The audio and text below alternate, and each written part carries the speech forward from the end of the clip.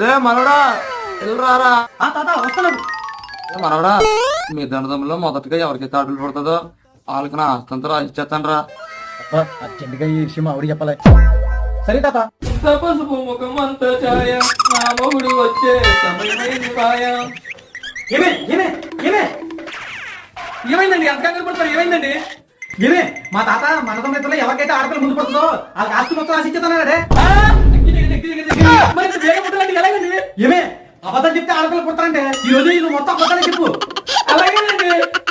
పెరగట్లేదండి. చూడాలి. ఏమే కరెంట్ ఉందా? లేదండి లేదు లేదు. సరే